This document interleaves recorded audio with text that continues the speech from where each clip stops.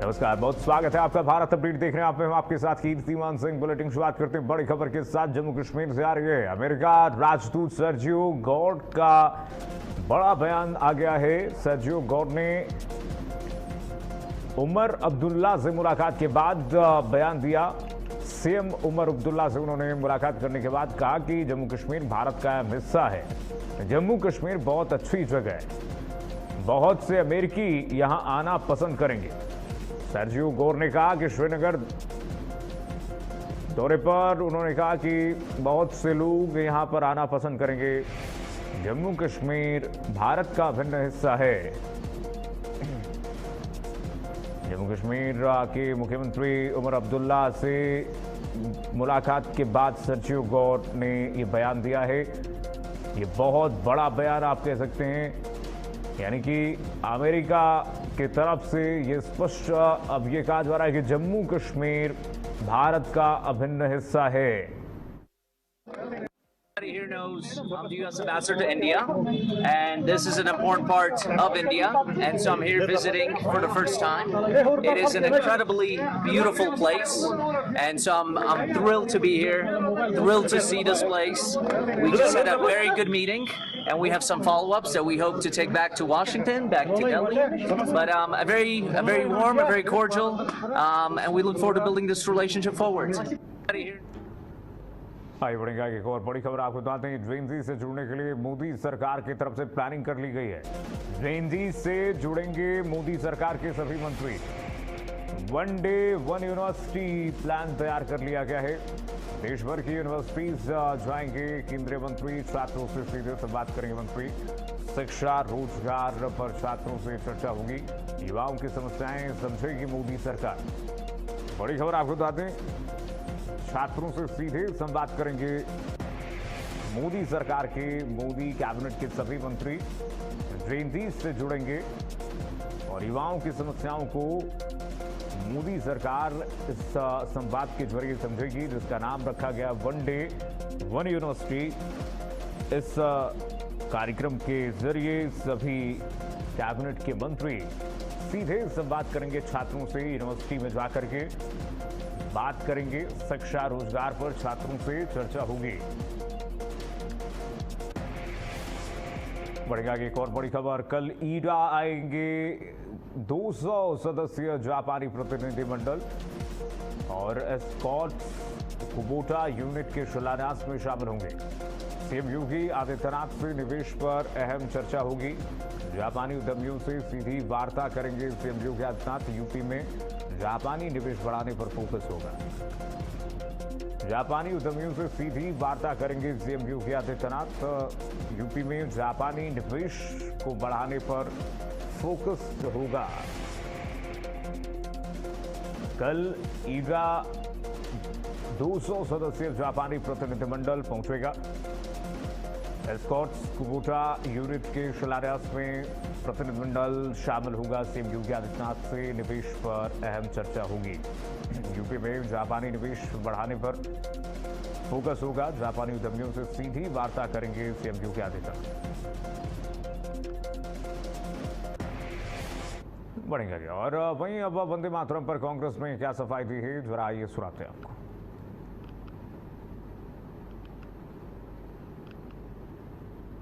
को वंदे मातरम पर एक प्रस्ताव पारित किया गया था। उस प्रस्ताव में जब पारित किया गया, सीडब्ल्यूसी की बैठक में महात्मा गांधी, पंडित नेहरू, सरदार पटेल, नेताजी सुभाष चंद्र बोस, मौलाना आजाद, राजगोपालाचारी, गोविंद वल्लभ पंत और अन्य नेता आचार्य नरेंद्र देव मौजूद थे। और रविंद्रनाथ टैगोर, गुरुदेव रविंद्रनाथ टैगोर के सलाह से ही वो प्रस्ताव पारित किया गया था और आज उस पर चर्चा हुई। कांग्रेस अध्यक्ष ने उस प्रस्ताव के कुछ अंश भी पढ़े और इसमें कोई कंट्रोवर्सी नहीं है, कोई सवाल नहीं है। ये बार बार ये मुद्दा बनाया जा रहा है। आज का मुद्दा युवा है, आज का मुद्दा परीक्षा है, आज का मुद्दा चंदा चोरी है, विदेश नीति की विफलता है।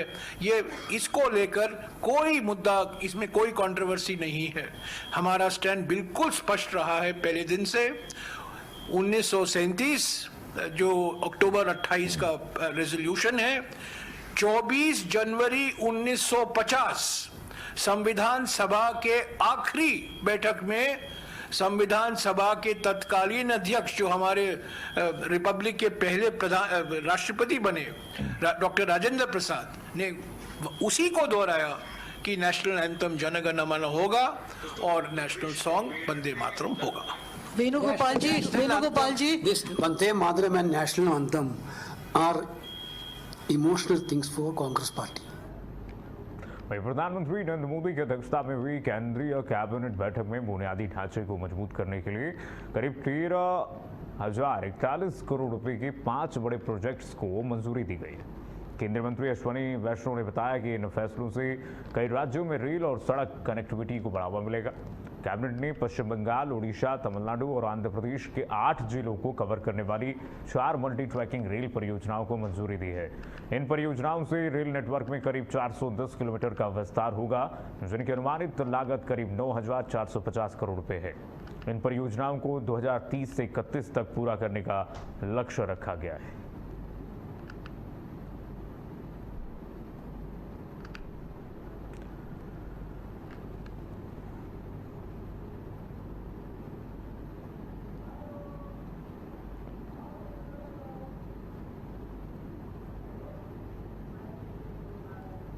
वहीं मेरठ के चौधरी चरण सिंह विश्वविद्यालय में राष्ट्रगीत वंदे मातरम के 150 साल पूरे होने पर राष्ट्रगीत स्मरणोत्सव का कार्यक्रम आयोजन किया गया।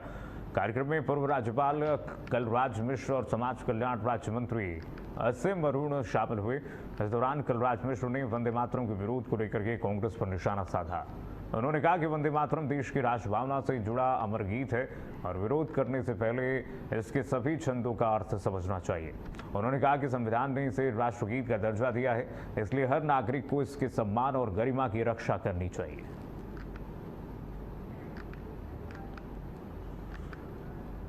यूपी ग्रेटर नोएडा के बिलासपुर में अतिक्रमण के खिलाफ प्राधिकरण ने बड़ी कार्रवाई की है। सीईओ एनजी रवि कुमार के निर्देश पर करीब 24,000 वर्ग मीटर जमीन को अवैध कब्जे से मुक्त कराया गया है। बताया गया कि कॉलोनाइजर अधिसूचित क्षेत्र में अवैध प्लॉटिंग और निर्माण की कोशिश कर रहे थे। नोटिस के बावजूद कब्जा नहीं हटाने पर प्राधिकरण की टीम ने मौके पर पहुंच करके अवैध निर्माण को ध्वस्त कर दिया है। मुक्त कराई गई जमीन की अनुमानित कीमत करीब 48 करोड़ रुपए बताई जा रही है।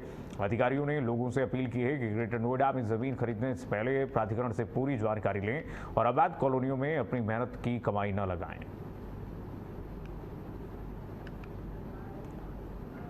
वहीं विजिलेंस टीम ने बिजली विभाग के जेई को 10,000 रुपए की रिश्वत देते हुए रंगे हाथों गिरफ्तार किया। आरोप है कि जेई ने एक महिला से बिजली कनेक्शन के नाम पर 10,000 रुपए की रिश्वत मांगी थी। शिकायत मिलने के बाद विजिलेंस टीम ने जाल बिछा करके बिजली विभाग के कार्यालय में जेई और लाइनमैन को पकड़ लिया। जेई विद्युत केंद्र पर तैनात है और उसके खिलाफ पहले भी रिश्वतखोरी की शिकायतें मिलने की बात सामने आई है।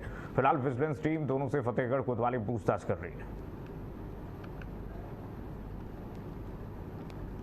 के कमालगंज थाना क्षेत्र के गुगौरा पावर हाउस में उसमें हड़कंप मच गया जब एंटी करप्शन की टीम ने वहां पर रिश्वत देते जेई अजीत राजपूत को धर दबोचा। वहीं मेला की शिकायत पर पहुंची एंटी करप्शन की टीम ने जेई को गिरफ्तार कर लिया। वहीं अपने साथ टीम जेई को ले गई है। फर्रुखाबाद दिल्ली के टिकरी कला इलाके में सीएनजी पंप पर जोरदार धमाके से हड़कंप मच गया। बताया जा रहा है कि सीएनजी रिफिलिंग के दौरान सिलेंडर लदे एक ट्रक में ब्लास्ट हो गया और आग लग गई। हादसे में सीएनजी रिफिल कर रहे एक शख्स की मौत हो गई है, जबकि कई लोगों के घायल होने की खबर है। धमाके के बाद मौके पर अफरा तफरी मच गई। पुलिस और राहत टीमों ने मौके पर पहुंच करके स्थिति संभाली और हादसे की जांच शुरू कर दी गई है।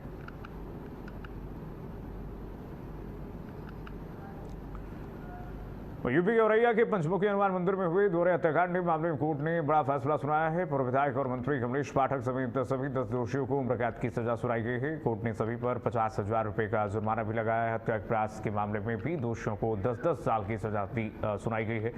ये मामला 15 मार्च 2020 का है, जब पूर्व छात्र संघ अध्यक्ष और वकील मंजुल चौबे और उनकी बहन सुधा चौबे की दिन दहाड़े हत्या कर दी गई थी।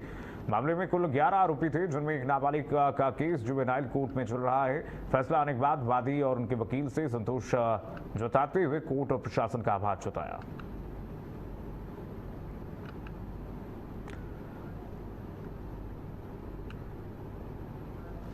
यूपी के मैनपुरी में आगामी त्योहारों को लेकर के खाद्य विभाग अलर्ट मोड पर है। रक्षाबंधन के त्योहार को लेकर के खाद्य विभाग ने बड़ी कार्रवाई करते हुए शहर में बिक रहे 6,000 नकली और एक्सपायरी नमकीन को मौके पर नष्ट किया है। कार्रवाई में खाद्य विभाग की अपर आयुक्त श्वेता सैनी के साथ पूरी टीम मौजूद रही।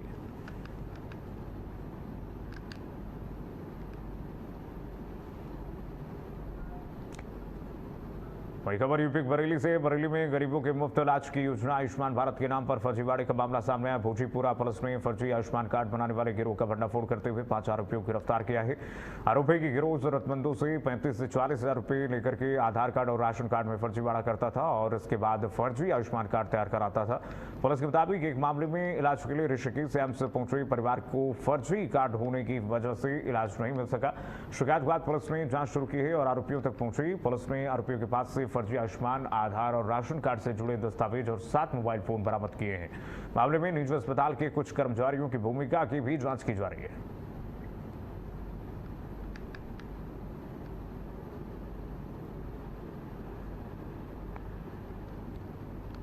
दिनांक 19/8/2026 को थाना भोजीपुरा पुलिस टीम द्वारा फर्जी तरीके से कूटरचित आयुष्मान कार्ड बनाने व पैसे ऐसने आयुष्मान योजना के धन को अवैध रूप से प्राप्त कर राज्य सरकार को नुकसान पहुंचाने वाले गिरोह के 5 साथी सदस्यों को गिरफ्तार करने में सफलता प्राप्त की है। इनके कब्जे से 7 अदद मोबाइल फोन, 13 अदद कूटरचित आयुष्मान कार्ड, 6 अदद कूटरचित आधार कार्ड, 22 कूटरचित छायाप्रति राशन कार्ड व 2700 रुपए नगद बरामद किए गए हैं। इन अभियुक्तों के नाम इस प्रकार हैं: आबिद पुत्र भूरे खां निवासी थाना भोजीपुरा क्षेत्र, सलमान व अफरोज निवासी थाना भोजीपुरा क्षेत्र, अरमान पुत्र इस्लाम निवासी थाना क्षेत्र इज्जतनगर तथा देश रत्न निवासी थाना क्षेत्र देवरंगिया।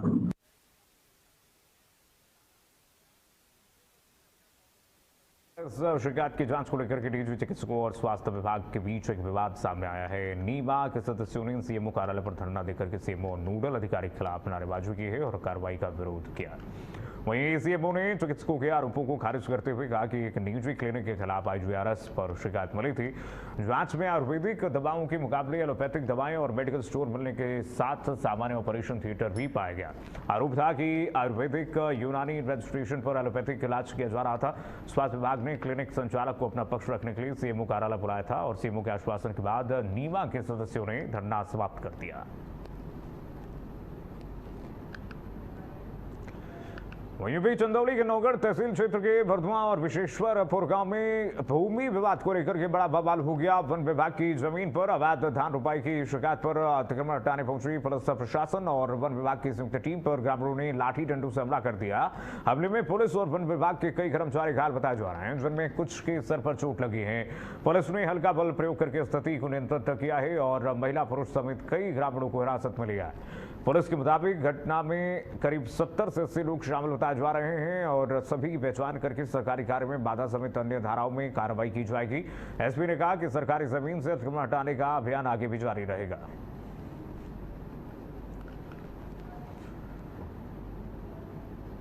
यूपी के अमरोहा के गजरौला में रेस्टोरेंट के अंदर दबंगों ने एक युवक के साथ मारपीट की है। करीब आधा दर्जन लोगों ने युवक पर हमला करके उसे बुरी तरह से पीटा है। पूरी घटना का वीडियो सोशल मीडिया पर तेजी से वायरल हो रहा है। वीडियो सामने आने के बाद पुलिस ने मामले की जांच शुरू कर दी है और मारपीट के एक आरोपी को गिरफ्तार कर लिया है। पुलिस अन्य आरोपियों की तलाश में जुटी हुई मामले की जांच में जुटी है।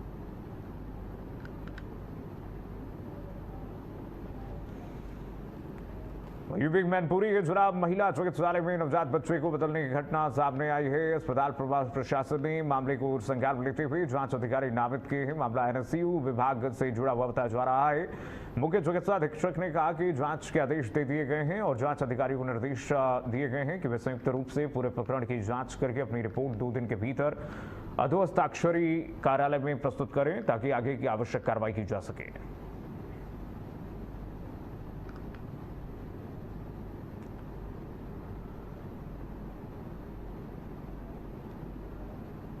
यूपी के मेरठ के सुपरटेक पाम ग्रीन सोसाइटी के पास पति पत्नी का हाई वोल्टेज ड्रामा देखने को मिला है। दरअसल महिला ने अपने पति को उसकी प्रेमिका के साथ रंगे हाथों पकड़ लिया, फिर आपस में दोनों महिलाओं की जोरदार तरीके से हाथापाई हुई, जिसका वीडियो सोशल मीडिया पर तेजी से वायरल हो रहा है। फिलहाल पुलिस वायरल वीडियो के आधार पर कार्रवाई में जुटी हुई है।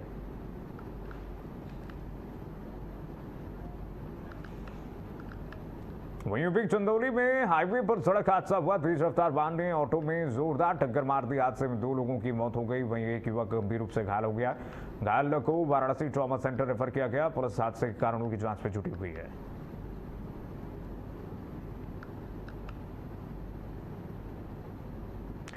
हाईवे पर सड़क हादसा हुआ। चंदौली की खबर आपको बता दें, जहां पर भीषण हादसा हुआ। दो की मौत हुई है और एक शख्स घायल बताया जा रहा है। पुलिस हादसे के कारणों की जांच में जुटी हुई है। उत्तर प्रदेश के चंदौली में ये भीषण हादसा, जिसमें 2 लोगों की मौके पर ही मौत हो गई और एक शख्स इसमें घायल बताया जा रहा है, जिसे अस्पताल में गंभीर स्थिति में भर्ती कराया गया है। यूपी जौनपुर में परिवार ने जिलाधिकारी कार्यालय के सामने आत्मदाह का प्रयास किया। परिवार जमीन पर कथित अवैध कब्जे से परेशान बताया जा रहा है और मौके पर तैनात पुलिसकर्मियों ने तत्काल हस्तक्षेप कर उससे ही बचा लिया। घटना के बाद पुलिस ने सभी को जिला अस्पताल पहुंचाया। पीड़ित परिवार का आरोप है कि उनकी जमीन पर जबरन कब्जा कर लिया गया है। कई जगह शिकायत करने के बावजूद समस्या का समाधान नहीं होने से परिवार काफी परेशान था।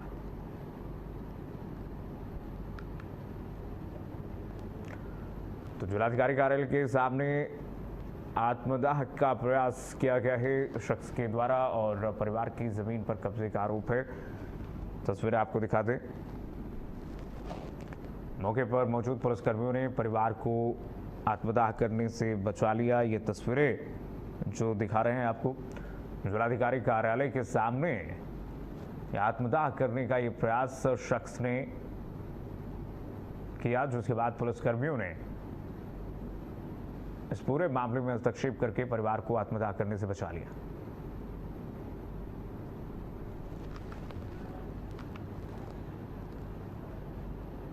यूपी के रामपुर के जैतपुर पुरानी बस्ती के नाले में एक मासूम के डूबने से बड़ा हादसा हो गया। दरअसल स्कूल की छुट्टी के बाद 8 साल का मासूम घर जा रहा था, अचानक गहरे नाले में जा गिरा, जिससे मासूम की मौत हो गई। फिलहाल परिवार वालों का रो रो कर बुरा हाल है। साथ ही मासूम की मौत से सदमे में आई मां ने तेजाब पी लिया, हालत गंभीर बनी हुई है। मौके पर पहुंची पुलिस ने शव को पोस्टमार्टम के लिए भेज दिया है, कार्रवाई में जुटी हुई है।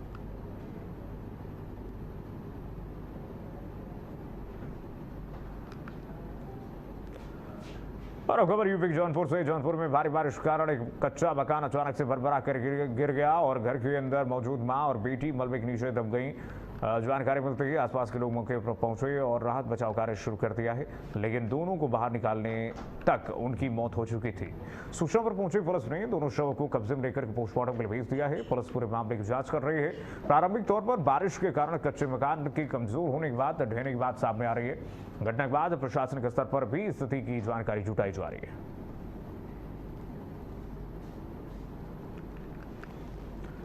तो यूपी के जौनपुर में हादसे में मां और बेटी की मौत हो गई है, जिसके बाद ग्रामीणों में इस वक्त आक्रोश का माहौल है। पुलिस पूरे मामले की जांच में जुटी हुई है।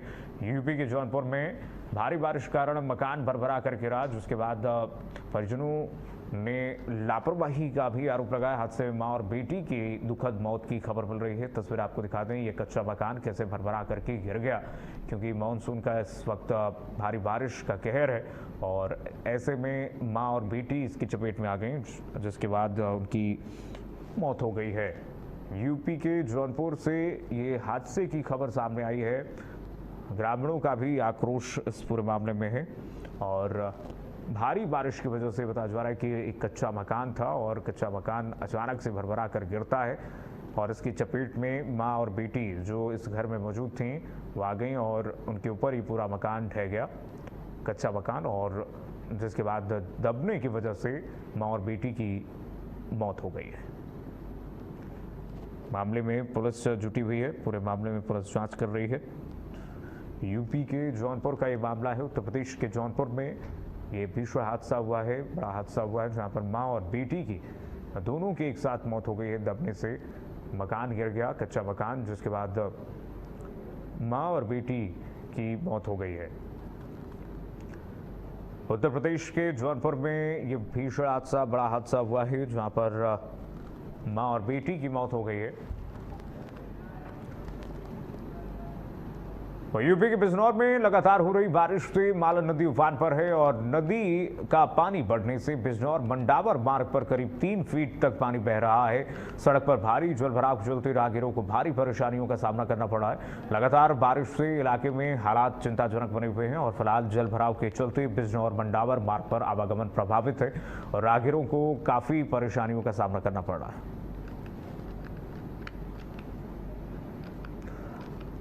तो इलाके में हालत चिंताजनक बनी हुई है। यूपी बिजनौर में मालन नदी का जलस्तर बढ़ गया है। तस्वीर आपको दिखाते हैं, देखिए किस तरह से राहगीरों का इस वक्त आना जाना बहुत मुश्किल हो चुका है वहाँ पर और आवागमन पूरी तरह से बाधित है। और देख सकते हैं आप किस तरह से तस्वीरें हैं, वहाँ पे स्टीमर बोट लगाई गई हैं प्रशासन की तरफ से और लोग स्टीमर और बोट नाव की मदद से सड़क को पार करने पर मजबूर हो गए हैं, आवागमन को मजबूर हो गए हैं। बिजनौर मंडावर मार्ग पूरी तरह से डूब चुका है। स्कूली बच्चों को परेशानी झेलनी पड़ रही है काफ़ी। और देखिए किस तरह से लोग जान को जोखिम में लेकर के, जान को जोखिम में डाल करके किस तरह से इस सड़क को पार कर रहे हैं। यूपी बिजनौर के ब्लॉक जलीलपुर में हर साल बाढ़ का प्रभाव देखने को मिलता है। खादर क्षेत्र के लगभग 20 से 25 गांव बाढ़ से हर साल प्रभावित होते हैं। बाढ़ के कारण तहसील मुख्यालय से हस्तिनापुर मेरठ मार्ग का भी संपर्क टूट गया है। ग्रामीणों का आरोप है कि गंगाभर बांध एक तरफ बनाने के कारण उनके गांव में बाढ़ का मुख्य कारण है और ग्रामवासियों को अपने गाँव तक पहुँचने के लिए संपर्क मार्ग से ट्रैक्टर ट्रॉली की मदद से ली जा रही है। ग्रामीणों ने चेतावनी दी है कि अगर प्रशासन जल्द ही इस पर ध्यान नहीं देता तो वो अनिश्चितकालीन धरना प्रदर्शन पर बैठ जाएंगे।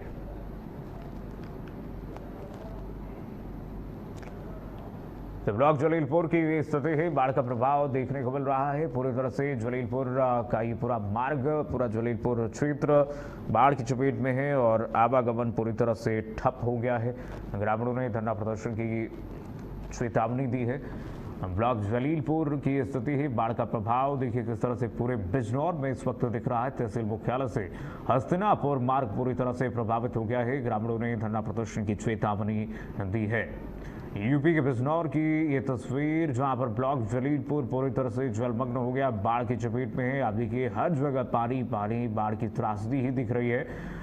जो मार्ग है यहाँ पर वो भी पूरी तरह से जलमग्न हो चुका है।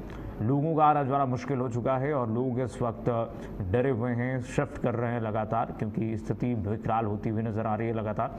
और जो तस्वीरें हैं हम आपको दिखाते हैं, लोगों का जीना मुहाल हो गया, जीना मुश्किल हो चुका है। इस पूरे क्षेत्र में जलीलपुर में पूरी तरह से बाढ़ का पानी जो है वो भर गया है और धीरे धीरे ये स्तर, जो बाढ़ का स्तर है वो बढ़ता हुआ नजर आ रहा है, जिससे कि लोगों को यहाँ पर अब शिफ्टिंग कराया जा रहा है। लोग शिफ्ट करके ऊंचे तटबंधों पर जा रहे हैं, जाने को मजबूर हैं और स्थिति लगातार फसलों के लिए भी भयावह होती नजर आ रही है। ये देखिए जरा तस्वीरें, किस तरह से बाढ़ का पानी लगातार ऊपर अपने स्तर पर बढ़ता जा रहा है और ऐसे में पूरा गांव डूबता हुआ नजर आ रहा है। पूरा गांव डूब चुका है। पूरा तहसील मुख्यालय से हस्तिनापुर मेरठ मार्ग पूरी तरह से संपर्क मार्ग जो है वो टूट चुका है।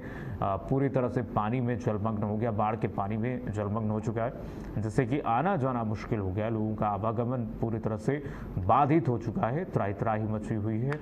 और तस्वीरें लगातार हम आपको दिखा रहे हैं कि वहाँ पर रेस्क्यू टीमें भी पहुँच रही हैं और लगातार प्रशासन की नज़र है, लेकिन स्थिति इस पूरे जलीलपुर ब्लॉक में लगातार खराब होती हुई नजर आ रही है। घरों में पानी भर चुका है पूरी तरह से और लोग शिफ्टिंग करने को मजबूर हो गए हैं। ब्लॉक जलीलपुर में बाढ़ का प्रभाव देखिए आप तस्वीरों के जरिए।